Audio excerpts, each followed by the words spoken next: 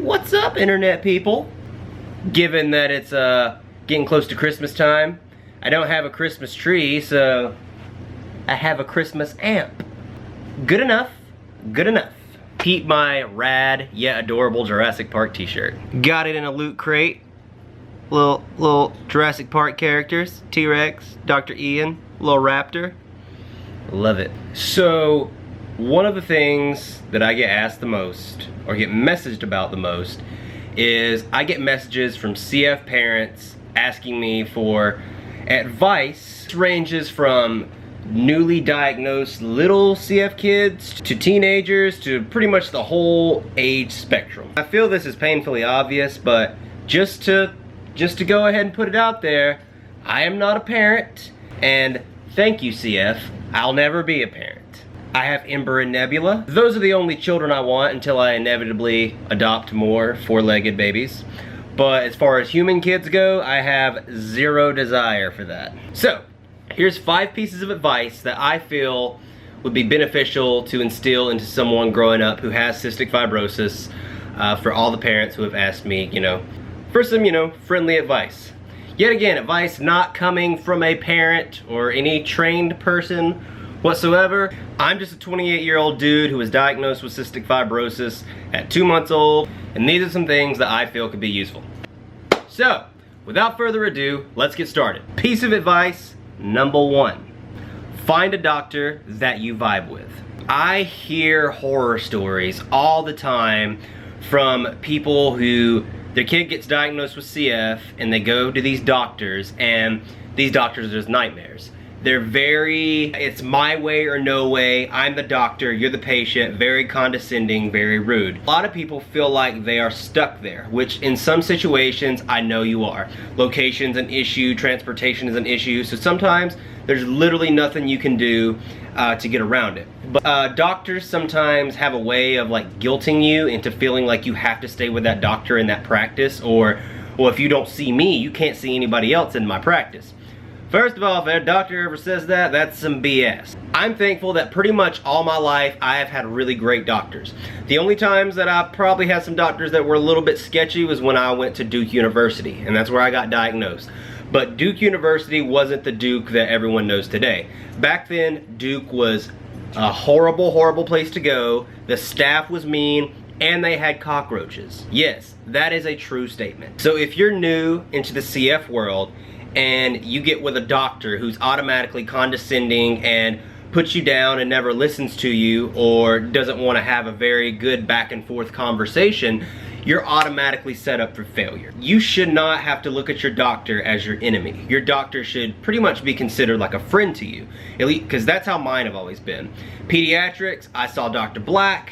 Now that I'm adult, I see Dr. Coggins, and they are just beautiful, wonderful people, absolutely fantastic. They are doctors that always can have a back and forth dialogue with you. And I've encountered other doctors that are it's like talking to a brick wall, and they are, I am doctor, hear me roar. That doesn't vibe with me. That will never vibe with me. I've went to doctors like that, not just CF doctors, but for, different reasons, ENTs and whatnot. And immediately, if I pick up on that and they don't, have an ebb and flow, I tell them peace out and I'm gone. So that's definitely a big one to start with, is find a doctor that you feel comfortable with, that makes you feel comfortable. Because if you don't feel comfortable, always going to be going to the doctor with a very negative outlook and negative mindset and dreading it, that's going to carry over to your kid. They're going to associate the doctor's visits with very negative things because they're always stressing you out and you're always butting heads with the doctors. Don't do that. If you have a choice, swing your doctor do-si-do until you find one that you dig, that listens to you, and that makes you feel comfortable. Being comfortable with your care provider is huge to the success of your child with CF moving forward. And that applies to really anybody with CF. If your doctor sucks, go find a new one. And if you don't have any other choice and you're stuck with that doctor, do your homework. Find out everything there is to know about everything they've told you about your kid. Their gene type, the medications they're on, everything. So whenever you go into that doctor, they can't talk over you. With some doctors, you have to talk over them. You have to establish dominance over these doctors almost. Eventually, If you're persistent, 9 out of 10 times the doctors will cave and they'll realize, oh man, this mom or dad knows their shit, and your care and your experience with your doctor is going to get way, way better. At first, I know it is super intimidating. It is very hard to kind of muster the courage to stand up to these doctors, but you gotta do it if you have to, because your child's care comes before anything. It comes way before that doctor's ego. Always remember that. Piece of advice number 2. Now here's where I'm gonna step into the parenting territory where a lot of them are going to disagree with me because, how, Morgan, well, you're not a parent. Well, I'm gonna just kind of run down how my mom did it for me, and I turned out just fine. Doing your treatments, doing your therapies, taking your pills does not mean you get a reward. While you want to have a good relationship with your kid, you are also the parent, and them doing a treatment should not register in their brain as, oh, if I do treatments, I get something.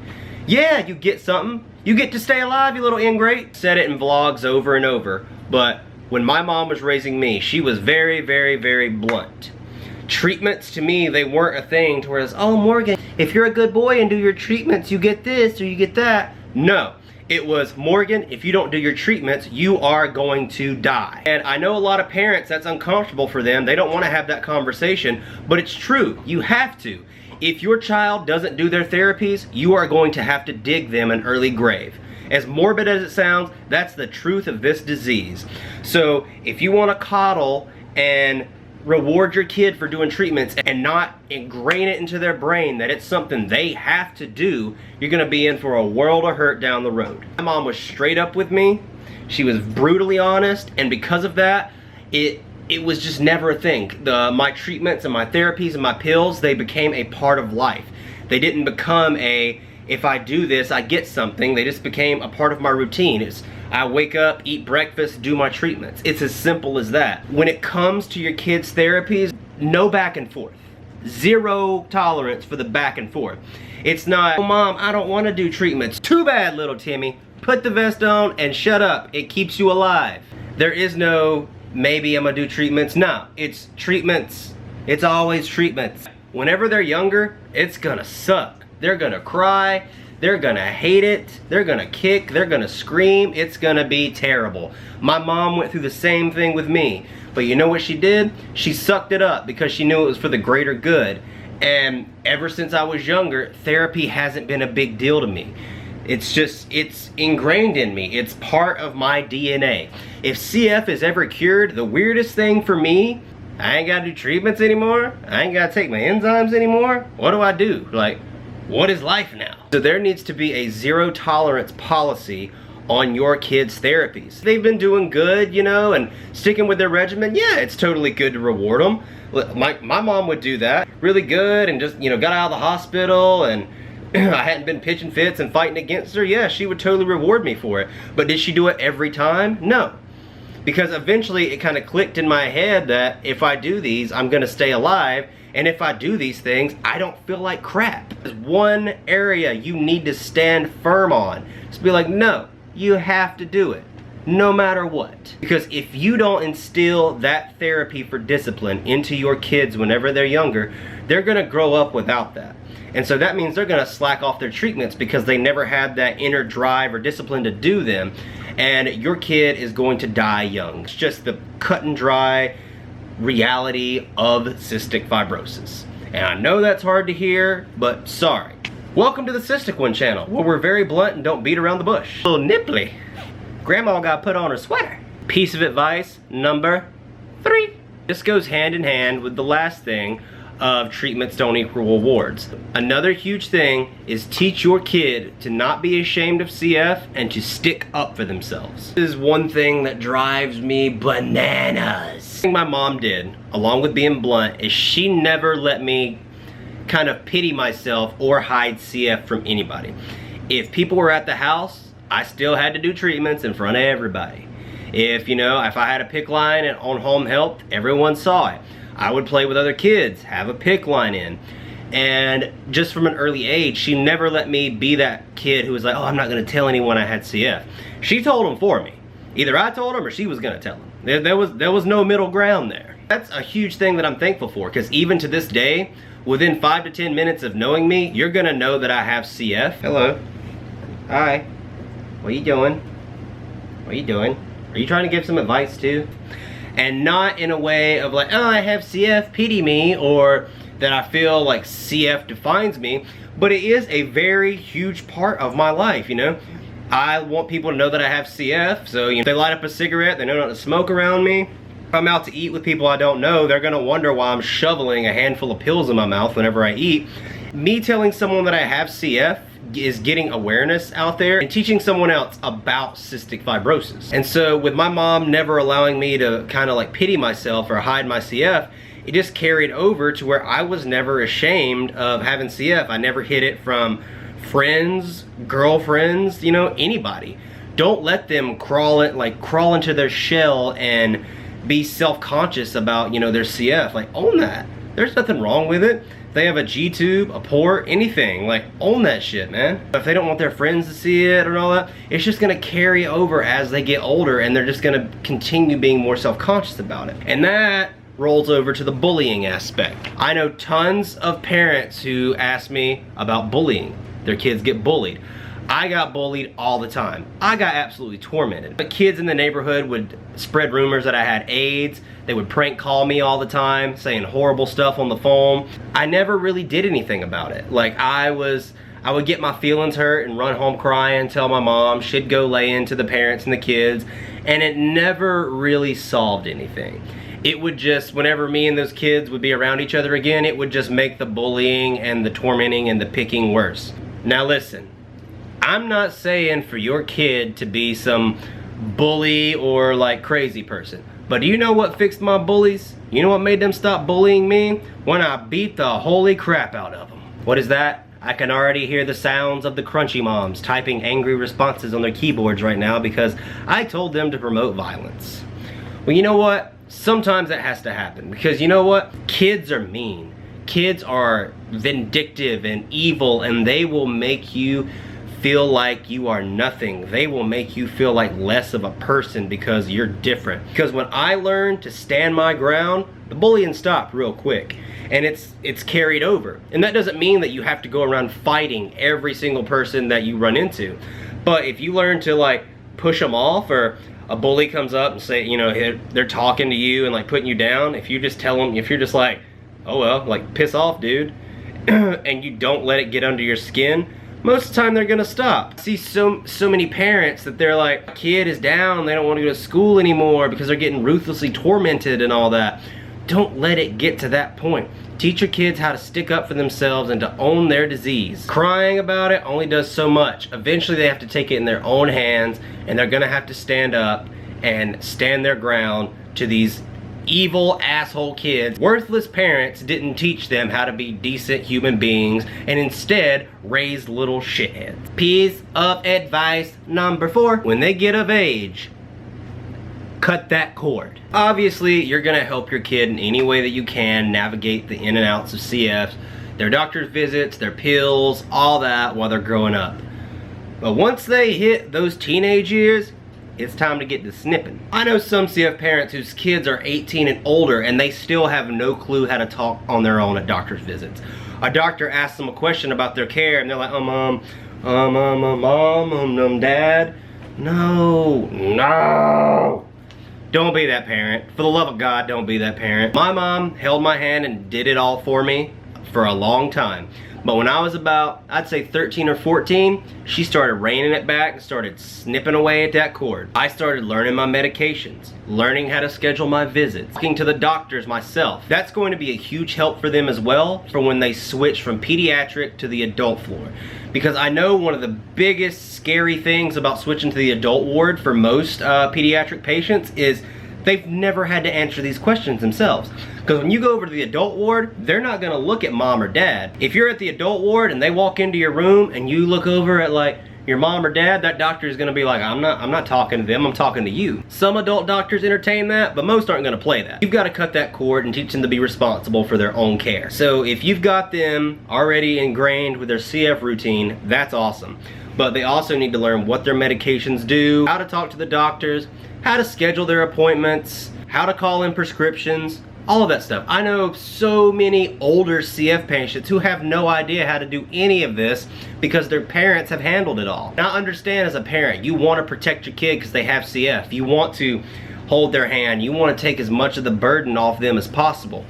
But here's the thing about CF and the year 2018. With the drugs that are coming out now, a lot of the kids who are just now getting diagnosed, you're not gonna have to worry about, I wanna hold their hand because they're gonna die. Because so many of these therapies that are coming out, I'm not gonna say that there's going to be a cure anytime soon, but these drugs that are coming out, they're going to make it to where CF is very, very manageable. Parents used to coddle their kids and not really think of the future because they didn't think there was a future. But there is. So you need to get them prepared for that and get them prepared to be their own person and to have their own voice. If you're forever handling every single aspect of CF for them, they're never gonna learn how to do it themselves, and whenever they get older into the adult ward or they move out on their own, they're not gonna know what the hell to do. I've ran into that so many times. I have had CF patients reach out to me like, I don't know how to do this. My parents never taught me. Parents never showed me how. And I'm just like, what in the world? I'm sure there's gonna be some of the parents watching this who have been those hand-holding parents, but sorry about it. Whenever they're in their teenage years, mom, dad, wait in the waiting room. Make them go back by themselves, talk to the doctor, answer it all themselves. If it's something crazy serious, obviously the doctor is going to come and get you and talk to you. The doctor is going to appreciate it a ton if when they get to that age, you start kind of reining back and letting them handle it. My mom started reining back, but I also kind of had to.